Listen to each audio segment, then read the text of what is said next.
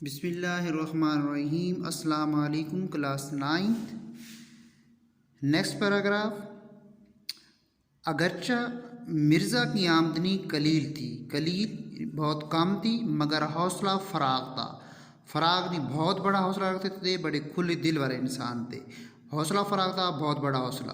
سائل ان کے دروازے سے خالی ہاتھ بہت کم جاتا تھا، یعنی کہ بھیک مانگنے والا انسان، اس کو سائل سوال لفظی میں سوال کرنے والا یہاں پہ ہوگا، بھیک مانگنے والا، یعنی کہ جو سائل دروازے پہ کچھ مانگنے کے لیے آ جاتا ہے، کچھ لوگ آ جاتے ہیں، ان کو ہم سائل کہتے ہیں۔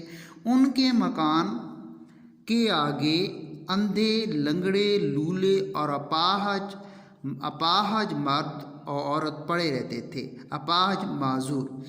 غدر کے بعد ان کی آمدنی کچھ اوپر 150 روپے ماہوار ہو گئی تھی، یعنی کہ جب غدر پڑا تو غدر کے بعد، غدر مطلب کیا ہے کہ جب پاکستان آزاد ہوا اور آزاد ہونے کے بعد لوگ ادھر ہجرت کر کے پاکستان آئے، اور ادھر کے کچھ ہندو اور سکھ مذاہب کے لوگ وہاں گئے اور مسلمان ادھر ہے، تو یہ مطلب یہ ہے کہ غدر کا یہ زمانہ تھا۔ انہوں نے لوٹ مار بھی کی، ہندوؤں نے اور مسلمانوں کو مارا بھی صحیح۔ تو اس کے بعد جو ہے نا آپ کی آمدنی 150 روپے ماہوار، یعنی ماہوار ماہانہ ہو گئی تھی، اور کھانے پینے کا خرچ بھی کچھ لمبا چوڑا نہ تھا، یعنی بہت زیادہ خرچہ نہ تھا، یعنی کہ آپ اپنی حیثیت کے مطابق خرچ کرتے تھے، مگر وہ غریبوں اور محتاجوں کی مدد اپنی بساط سے زیادہ کرتے تھے، اپنی حیثیت سے زیادہ، اپنی طاقت سے زیادہ، یعنی یہاں مراد اپنی مالی طاقت سے بھی زیادہ کرتے تھے، اپنی آمدنی سے بھی بڑھ کر، اس لیے اکثر تانگ رہتے تھے، مطلب کہ بہت، یعنی کہ معاشی فائنینشل طور پر مالی لحاظ سے بہت تانگ رہتے تھے۔ مرزا اپنے دوستوں کے ساتھ جو گردش روزگار سے بگڑ گئے تھے، نہایت شریفانہ طور سے سلوک کرتے تھے۔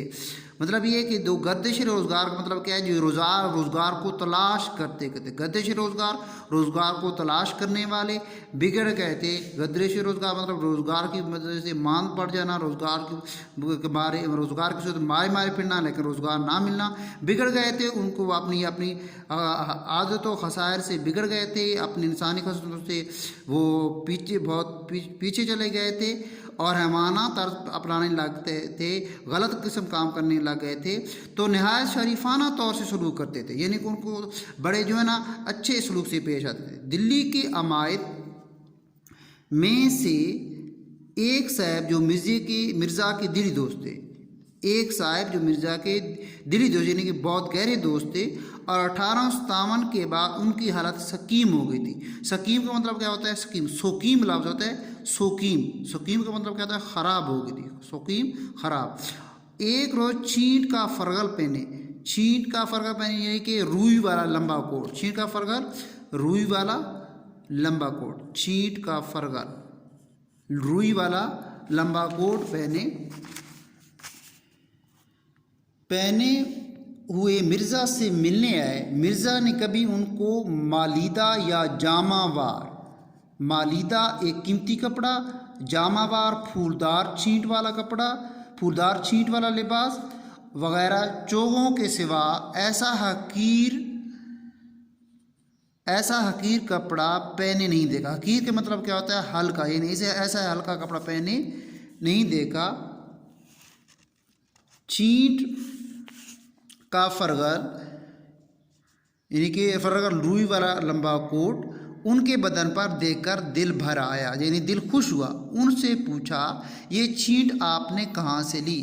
مجھے اس کی وضع بہت ہی بھلی معلوم ہوتی ہے، یعنی کہ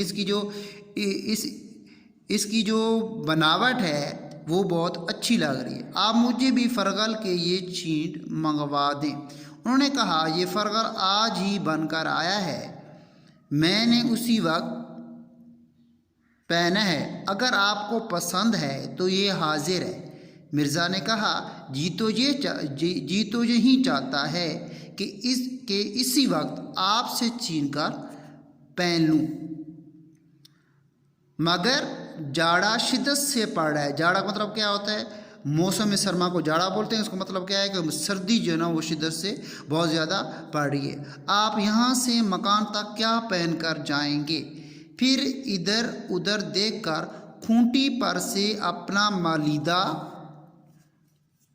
अब यहाँ पे ना खूंटी यानी कि जिस पे वो टांका हुआ था वो लिबास अपनी मालीदा में कीमती कपड़ा का नया जोड़ा उतार कर उन्हें पहनाया और इस खूबसूरती के साथ वो चोगा उनके नज़र किया। इसको मतलब क्या है कि उनके पास एक कीमती लिबास था और वो कीमती लिबास उनको दे दिया और उनसे वो रुई वाला कोट ले लिया। ये आपके अगले दो पैराग्राफ हो गए महीने के साथ। इसको तवज्जो सुनिएगा और साथ आपके महीने भी आपको बताए गए हैं, ये भी आप नोट कर लीजिएगा। ओके, अल्लाह हाफिज़।